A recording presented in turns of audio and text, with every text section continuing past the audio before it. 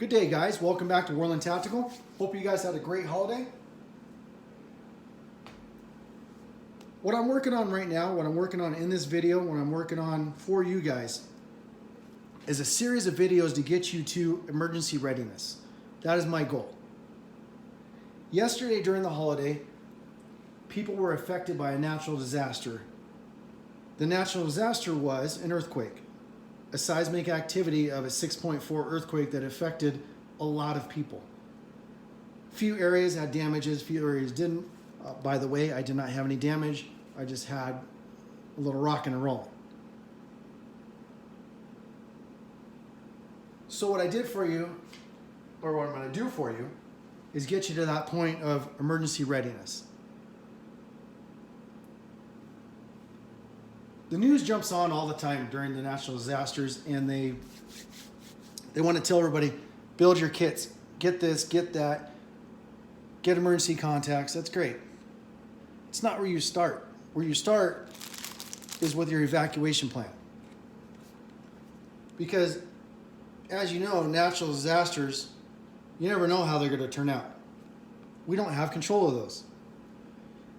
Like earthquakes, this is pictures of earthquakes around the world, not in my area. This is horrible. All this damage. That road is compromised. You can't live there anymore. You need an evacuation plan.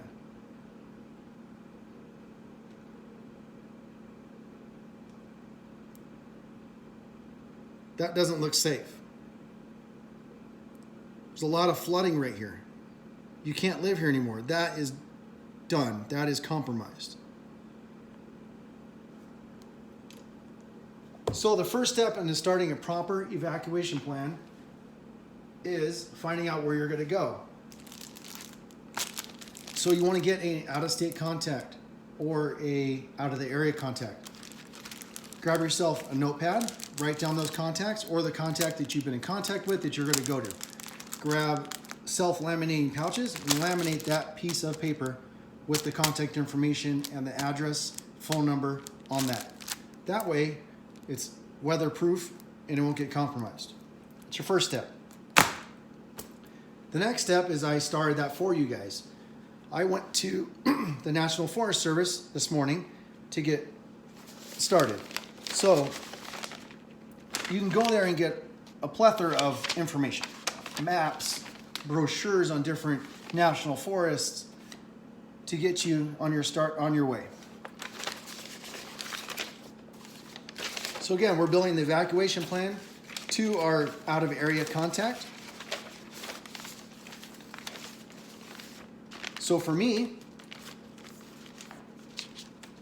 what's the nearest trail to me is the Pacific Crest Trail from Mexico to Canada.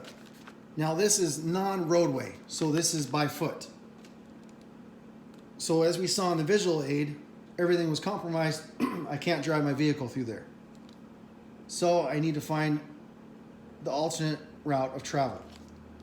So I have a few of them. The Pacific Crest Trail is by foot. Again, it goes through Mexico and Canada. This is the map that I got from the Forest Ranger Service, which is free, and I highlighted my point A to point B to my out-of-area contact. So there's my foot travel. Next map I got, if this is possible, is a motor vehicle use map. These are for your service areas, or service roads, or fire roads, whatever they call them nowadays. So this is a map which will break down the road number, the route destination, if it's open year-long or seasonal, that's good information to have, and the length of the road, where it starts, where it ends, where it picks up. So I already highlighted my map of the travel point if I want to drive to my out-of-area, out-of-state location. If I can drive, that is. And also on the map, I found a reservoir, so I circled that. That's my closest reservoir from my point A to my point B, so I can stop there and resupply with water, fish, whatever. Along the way, I also found out that there's campsites So at the same ranger station, they have a list of all the campgrounds, the elevation of the campgrounds, if they're open seasonal, or if they're open and what season they're open in, if there's water available, if there's hookups, and how many campsites they have. Also, there's picnic areas, the elevation of those, and hiking trails. So this is for vehicle use, if I need to get there to hike, or if I'm at the campground and this water is compromised, I can then again go to the trailheads and go find the water. That's already labeled. No water in 3 spots, no water in 6 spots, or 4 spots.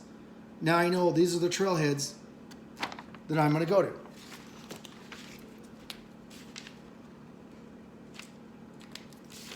So again, get yourself a couple highlighters and go to town.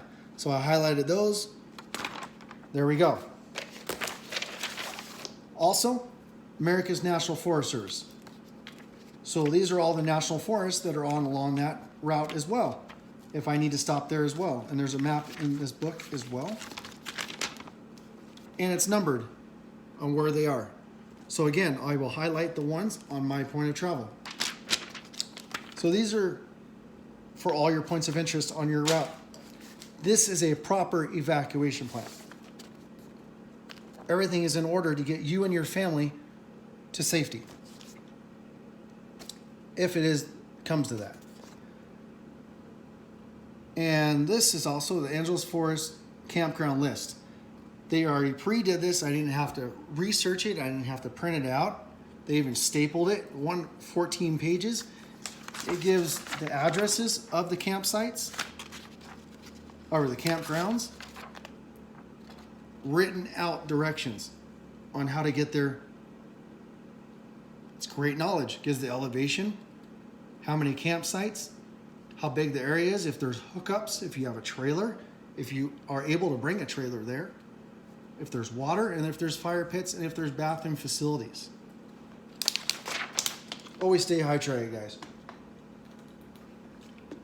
And that was hydrated, is what I meant to say.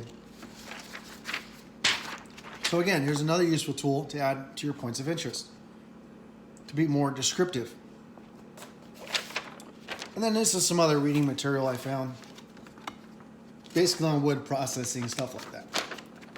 This is just for morale when you have your downtime. While I was there also, is I found an app that they have over here, Agents of Discovery. Teaches you about the outdoors. I think there's geolocating challenges.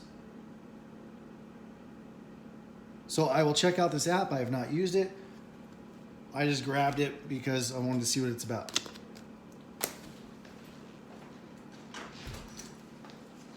And again, all this was free. This is a bunch of knowledge to build my proper evacuation plan map. Now, most of this stuff, or all of this stuff, is not waterproof or weather resistant. So what I do is, I like the BBC gear. This is a map case. And this is where I'm going to store all this information.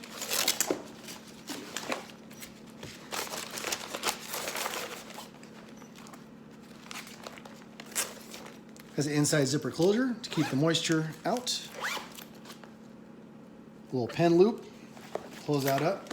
And then on the outside it has a generous zippered pouch, which I keep my navigation plotter in there. I have my compass, which is not in the bag because I'm redoing my map. And a couple storm whistles. I also keep one of my signal panels in here that I designed. It's a day and nighttime use signal panel. And you can also keep your contacts in there as well. So again, guys, this is the most important start of the process of being emergency readiness. Prepared. Start your evacuation plan. Go to your local ranger station. Go get all the free information and start building your plan. Sit down with your family members. They might have some input on it. You always want to take their input. Happy wife, happy life. Anyways, take their input, build the evacuation plan. Now you're ready. Now you can do the easy stuff. You're a go bag. So again, this is the first video of the series. Hope you guys enjoyed it. Please like, subscribe, comment below. And be careful out there, guys. But have fun. See you soon.